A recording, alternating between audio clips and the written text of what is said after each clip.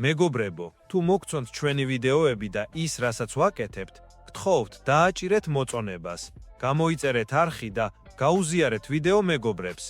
ჩვენთვის ეს მხარდაჭერა ძალიან მნიშვნელოვანია. ასე არხი უფრო სწრაფად გაიზრდება და ჩვენ უფრო ხშირად შეგვიძლია ახალი, ხარისხიანი კონტენტი შეგიქმნათ. და რა თქმა უნდა, დაგვიტოვეთ კომენტარი ქვემოთ. თქვენი აზრი ჩვენთვის ბევრს ნიშნავს და ძალიან გვეხმარება ვიდეოს გავრცელებაში. ახლა კი წავედით ვიდეოსკენ. ერთად ვუყუროთ, როგორ ვითარდება ამბავი ილია თოფურიასა და ჯასტინ გეიჯის გარშემო. ცხელია. იცი რა არის საოცარი ძმაო? ჯასტინ გეიჯი, ეს ბიჭი, ეს ტიპი იმდენად ჯიუტი და მოულხრელი აღმოჩნდა, რომ უკვე თვითონ კი არ ნერვებზე მოქმედებს, არამედ გარკვეული პატივისცემაც იწყებს გიგროვდეს მის მიმართ. თითქოს გონია რა უნდა გეიჯის, რატომ არის ასეთი უხეში, ამაყი, თითქოს არავის უსმენს. მაგრამ მე ხედავ მის სახეს, მის თვალებს და გესმის, რომ ეს კაცი მართლა არ აპირებს უკან დახევას. არ აინტერესებს რას ამბობს მედია, რას ფიქრობს ფანები.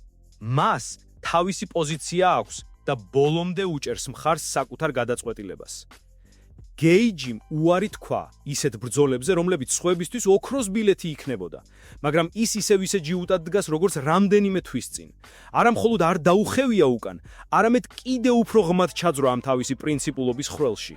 თითქოს ეუბნები, ბროდ, გამოფხიზდდი, ეს არ არის სწორი გზა, მაგრამ ის გიყურებს თავისი ცივი თვალებით, გამოკვეთილი ყბით და თითქოს ამბობს, მაინც გავაკეთებ ჩემსას. აი ესაა გეიჯის სტილი. მებრძოლი, რომელიც არავის წინაშე თავს არ ხრის. ახლა კი წარმოიდგინე, ის რეალურად უფრო ცუდ პოზიციაშია, ვიდრე რამდენიმე თვის წინ იყო.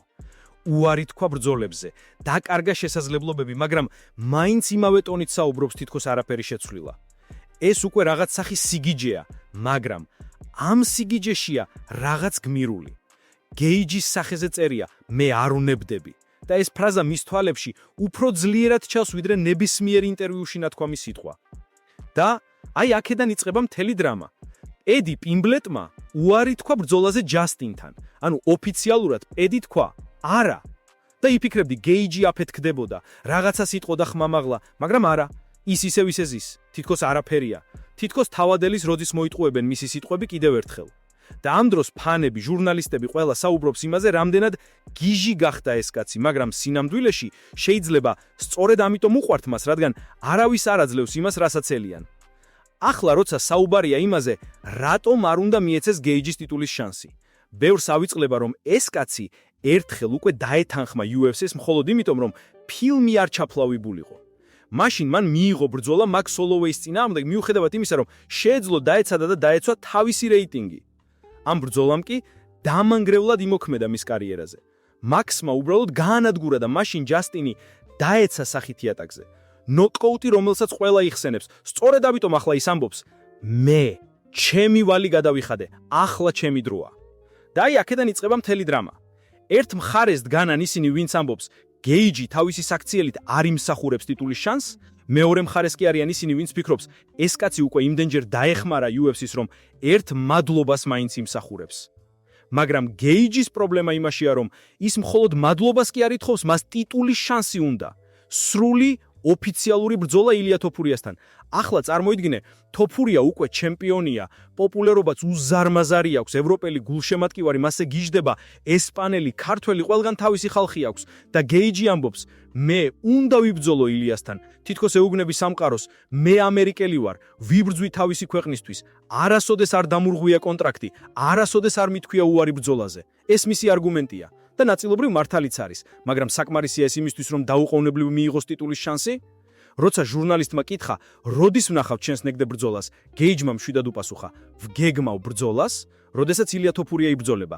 მინდოდა იანვარში, მაგრამ ახლა ვხედავ, რომ ალბათ ვერ მოხდება. ყველაზე დიდი კითხვა ახლა ის არის, როდის იბრძოლებს ილია? ეს პასუხი თითქოს მარტივია, მაგრამ სიღრმეში იმდენი რამ იმალება. თითქოს ამბობს, მე უკვე გადავწყვიტე, ვისთან მინდა ბრძოლა და არ მაინტერესებს სხვარაფერი. აი ესაა ის ჯიუტება, რაც მას განსაკუთრებით ხდის და ამავ დროს უკანაც აჩერებს. ილია თოფურია, ეს სახელი უკვე ცალკე სიმბოლოა MMA სამყაროში. ქართველი მებრძოლი, რომელიც ესპანეთში გაიზარდა, მაგრამ ქართული გული არ დაუკარგავს. თავისი გამარჯვებებით მან გამოაცოცხლა კატეგორია, სადაც ხალხს უკვე ეწყინათ ძველი სახეები. ახლა ყველგან ისმეს მხოლოდ ერთი კითხვა: ვინ შეძლებს ილიას შეჩერებას? დაი, სწორედ ამ კითხვაზე პასუხად ჯასტინ გეიჯი ამბობს: მე. ეს ერთი სიტყვა კი საკმარისი იყო იმისთვის, რომ მთელი მებრძოლთა სამყარო აენთო. გეიჯი უკვე თვეებია ამბობს, რომ თოფურიას უნდა ებრძოლოს. მისთვის ეს არ არის უბრალოდ ბრძოლა ტიტულისთვის, ეს პირადი ღირსების საკითხია. მას უნდა დაამტკიცოს, რომ UFC-ს წინაშე 7 ჯარისკაცობა რაღაცას ნიშნავს. მე არასდროს დამირღვევია კონტრაქტი. ყოველთვის გამოსულ ვარ ბრძოლის არენაზე, როცა მათ წირდებოდათ და ახლა ჩემი დროა, ამბობს ის. თითქოს ნელა, მაგრამ დაჟინებით აგროვებს არგუმენტებს საკუთარი ამბიციის გასამართლებლად. მაგრამ აი, თოფურია სხვა ტემპით ცოცხლობს. ის უკვე ჩემპიონია, უკვე ბიზნესშია. მის გარშემო ისეთი ენერგია, თითქოს დროის დაკარგვაც კი დანაშაულია. და ახლა წარმოიდგინე, ჯასტინ გეიჯი უყურებს, როგორ აგრძელებს თოფურია წინსვლას, იღებს დიდ ყურადღებას, იღებს რეკლამებს, მედია მასზე საუბრობს.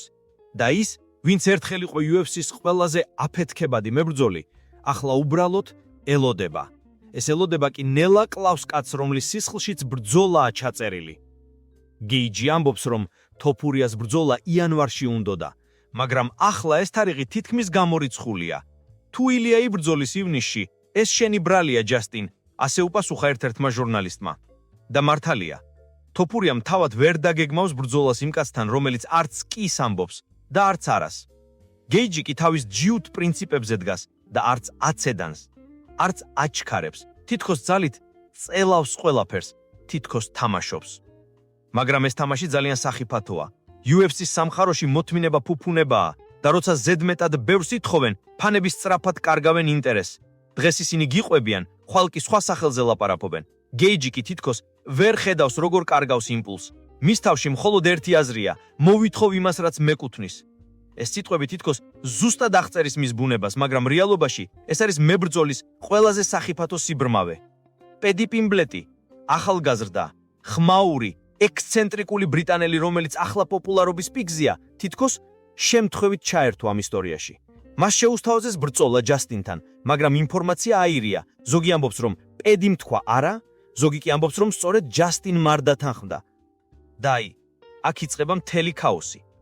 ორივე მხარე ცდილობს დაამტკიცოს, რომ ისინი იყვნენ ისინი, ვინც მეტი ღირდა და ფანებიც იყოფიან. ზოგი ამბობს, პედიმ გაიქცა, სხვები კი ამბობენ არა, ჯასტინმა დაკარგა გამბედავება. მაგრამ სინამდვილეში ეს ყველაფერი ფსიქოლოგიური ომია. ორივე მხარე ცდილობს კონტროლი შეინარჩუნოს ნარატივზე და ამისიტაში ილია თოფურიას დის თავისი ტიტულით და უყურებს, როგორ ებრძვიან ერთმანეთს ისინი, ვინც მისი ყურადღებისთვის იბრძვიან. თითქოს ამბობს, მე უკვე მწვერალზე ვარ და თქვენ კი ჯერ გადაწყვიტეთ ვინ მეჯიბრება. ჯასტინის ქცევა ბევრს ახსენებს არტურო გატის ისტორიას, იმ მებრძოლის, რომელსაც ფლოიდ მეივეზერმა საკუთარი სიძულვილის გამო ისე დაარტყა, თითქოს მის ცხოვრებას ასრულებდა.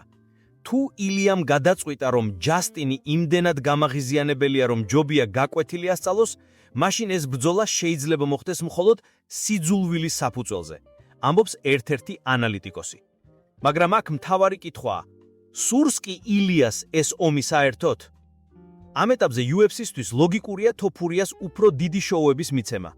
მისი სახელი ახლა ბრენდია, ევროპული ბაზრის კარი და გეიჯის ფიქსაცია მხოლოდ დროის გაფლანგვა შეიძლება გამოიწვიოს.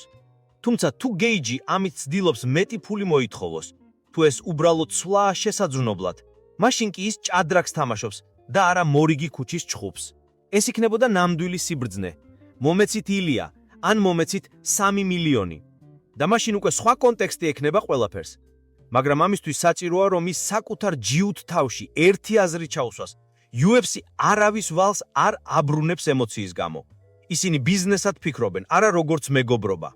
და თუ გეიჯი ვერ გაიაზრებს, რომ მხოლოდ პატივი ტიტულის შანსს არ მოგცემს, მაშინ შესაძლოა თავი დადრარჩეს თავის ჯიუტების ტყვეში. საქართველოში ილია თოფურიას სახელი უკვე დიდი ხანია მხოლოდ სპორტულ მიღწევებს არ უკავშირდება.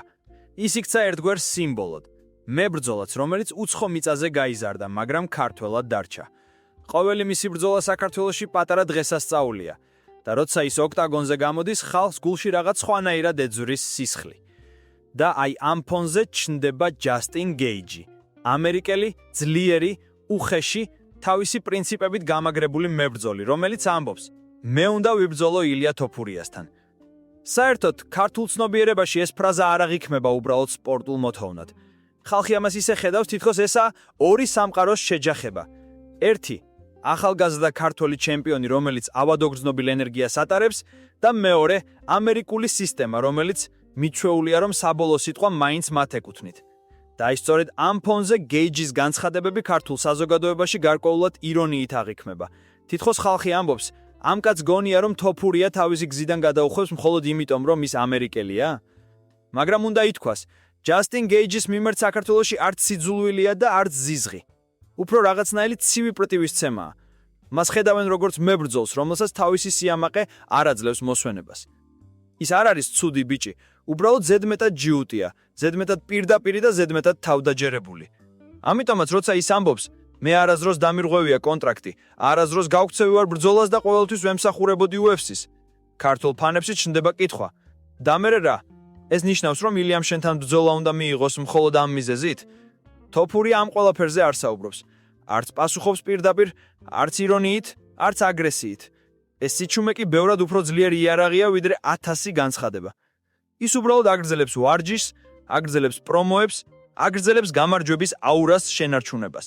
და სწორედ ამიტომ ილია ახლა იქაა, სადაც ხვები მხოლოდ ოცნებობენ მისვლაზე. UFC კი ამ ყველაფერს ზედმეტად კარგად ხედავს. მათთვის ეს კონფლიქტი ოქროს შანსია. ამერიკელი ჯიუტი მებრძოლი წინააღმდეგ ევროპელი ქართველი ჩემპიონი, რომელიც არ იშლება. ეს არის იდეალური შოუ, დრამა, ემოცია, პატივისცემა, დაძაბულობა. ფანები ორბანაკად იყოფიან, ვიდეოები ივსება კომენტარებით და მედია კი ყოველ კვირას ახალ სათაურს იგონებს. და ბოლოს, არა აქვს მნიშვნელობა ჩხუდი ორთაბრძოლამდე მივა თუ არა. UFC-სთვის მთავარი ის არის, რომ ყველა ლაპარაკობს მათზე. გეიჯი კი ავას თითქოს ვერ ხვდება. ან შეიძლება სწორედაც ხვდება, მაგრამ მაინც თამაშობს თავის როლს. მისი ჯიუტება უკვე პერსონაჟად იქცა. თითქოს თვითონაც ხვდება, რომ ამ ყველაფერმა სპორტული საზღვრები გადააჭარბა, მაგრამ ახლა უკვე გვიანია უკან დასახევად. ის ამბობს, რომ მას სურს მხოლოდ ილია თოფურია, მაგრამ სინამდვილეში რაც უფრო მეც იმეორებს ამ სიტყვას, მით უფრო აშკარად ხდება, რომ ეს ომი მის თავშივე არის. იგი იბრძვის იმისთვის, რომ ისევ იგრძნოს საკუთარი მნიშვნელობა, რომ ფანებმა ისევ თქვან, ეს ის ჯასტინია, ვინც ოდესღაც აფეთქებდა. ქართული საზოგადოება კი ამას ფსიქოლოგიურ ჭრილში ხედავს. აქ ხალხი გრძნობს, რომ მებრძოლი საკუთარ თავთან ბრძოლაშია და ბევრს გეიჯი უკვე დაეცა თვალში როგორც ადამიანი, რომელიც ვერ ახერხებს წარსულის მიღებას. თოფურია კი პირიქით, როგორც სიმშვიდის, დისციპლინას და მოდერნული მებრძოლის სიმბოლო. ის არ აკვირის, არ იმუქრებს, უბრალოდ აკეთებს და ეს უბრალოდ აკეთებს ბევრად უფრო ძლიერად ჟღერს, ვიდრე გეიჯის ნებისმიერი პრესკონფერენცია. მაგრამ არის კიდევ ერთი მხარე. თოფურიას გულშემატკივრებსაც ეს სჭირდებათ. მათთვის გეიჯის მსგავსი მეტოიქე იდეალური ისტორიაა. ამერიკული ძველი სკოლა ევროპული ახალი ტალღის წინააღმდეგ. აქ შეგება არ იყოს მხოლოდ ბრძოლა მუშტებით, ეს იქნება ბრძოლა პრინციპებით, ფილოსოფიით და კულტურებით. და თუ ოდესმე ეს ბრძოლა მართლაც შედგა, მაშინ უკვე არც ერთი მხარე არ დარჩება იგივე. UFC კი ამ დრამას ისე წარმართებს, თითქოს ფილმს იღებს. ერთი მხარე მტკიცე ამერიკელი, მეორე ახალი ჩემპიონი ილია. კამერები, პრომოები, ინტერვიუები, მღელურება. და როცა ის დღე მოვა, როცა მათ შორის ბრძოლა საბოლოოდ დადგება, არ ნევიყოლება გულგრილი მაყურებელი. თოფურია შეეცდება დაამტკიცოს, რომ ახალი თაობა უკვე აღარ უგეშინია ძველი სისტემის. გეიჯი კი შეეცდება დაამტკიცოს, რომ ამაყი მებრძოლები ჯერ კიდევ არსებობენ. და სწორედ ამიტომაც ძმაო, ეს ისტორია უბრალოდ ბრძოლა ილიასა და ჯასტინს შორის აღარ არის. ეს უკვე მთელი ეპოქების შენჯახებაა. ძველი და ახალი, ამერიკული და ევროპული, კონტროლის და თავისუფლების ბრძოლა.